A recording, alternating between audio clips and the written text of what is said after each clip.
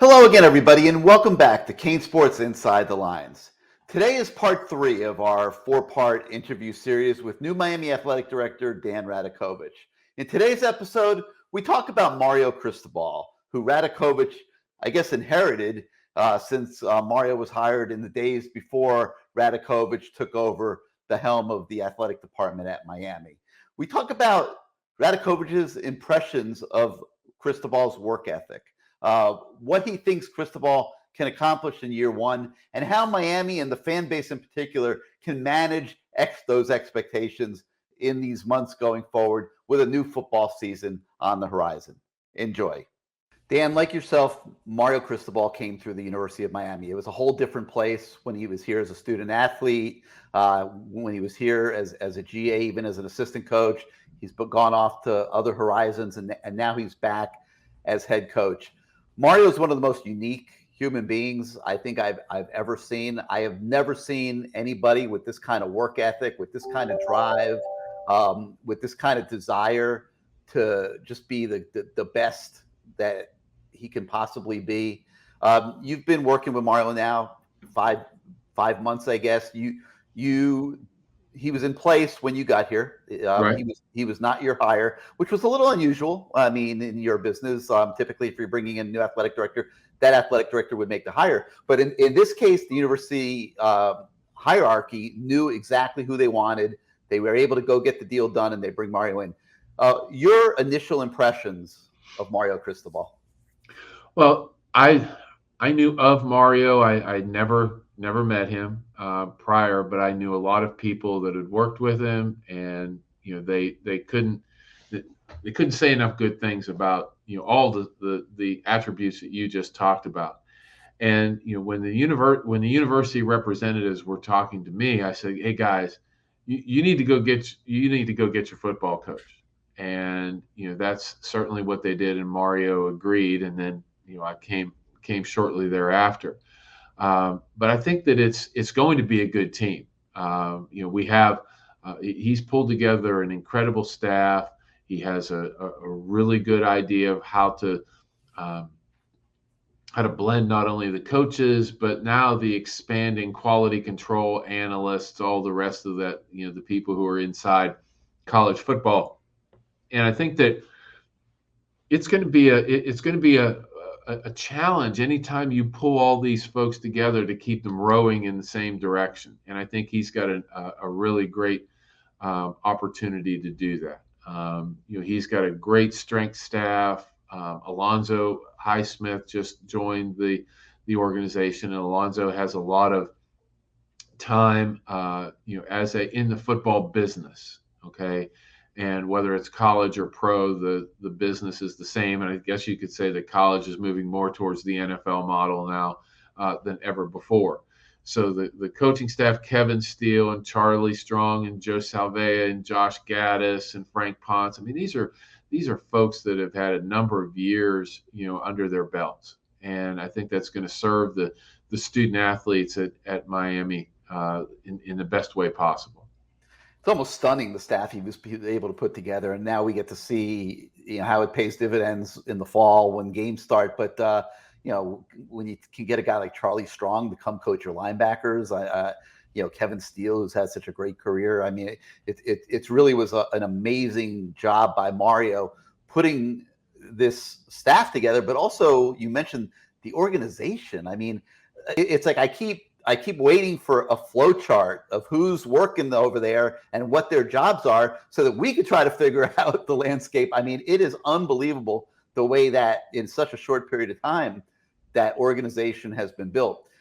When you see the way that Mario works, the hours, the intensity behind the work every minute of every single day, have you seen anything like that in your travels throughout your career?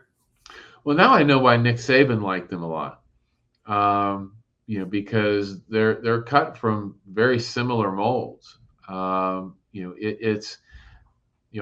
got to know Nick in his 50s at LSU, and Mario's in the same age range right now, and they both are incredibly hardworking, singular focused individuals. Now, Mario in this first year, and this goes to just about any coach. They have so many input points in the first year that they want to be able to get all of them done right, because they just left an organization where they had it right, because they had been there for a couple of years.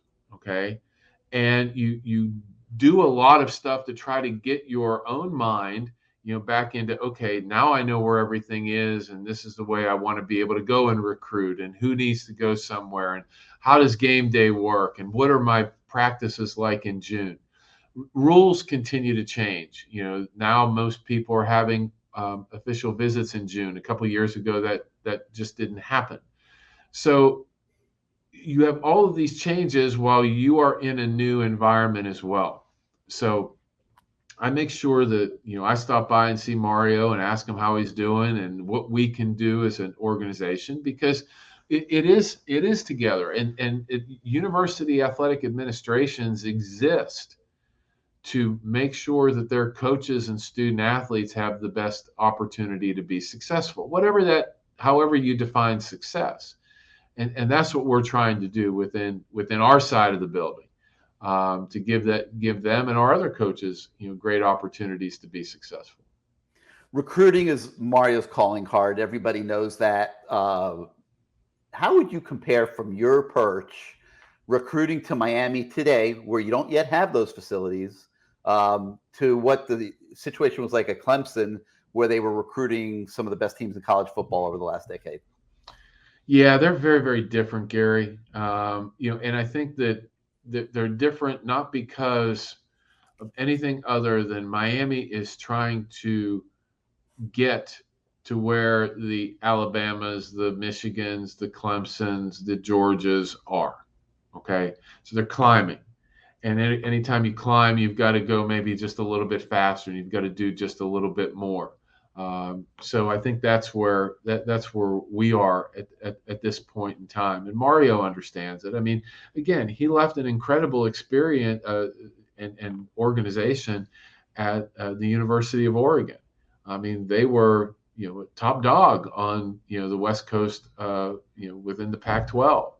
And he came back to the University of Miami, a place that he knows and he loves, and wants to be able to take all of the pieces that he's learned as a head coach at FIU, as an assistant at Alabama for a number of years.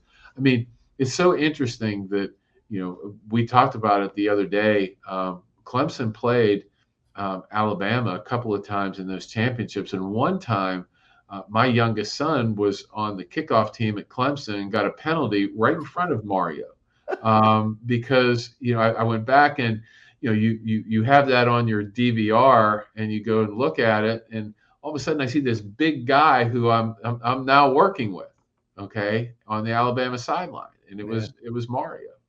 So I mean, it's funny how athletic relationships work, and you stay in the business long enough, you get to know a lot of really great people. And Kevin Steele and Charlie, I just missed Kevin at Clemson, and Charlie was at South Carolina when I was there.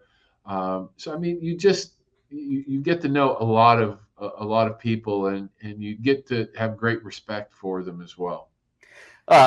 No secret, Miami has a fan base that's going to be expecting a lot very quickly here. What's reality, Dan? It's for somebody to think that Miami's going to play for the national title this year because of change coaches is obviously probably not reality. What is reality for this program moving forward in your mind? Be better at the end of the year than you were at the beginning. Continue to show progress. Be able to listen to your coaches and see, it's going to be a teaching and growing kind of year. Now, I don't want anybody to think we don't have talent. We do. And I think there are opportunities for success. I just want people to be at Hard Rock Stadium. That's the investment. Okay.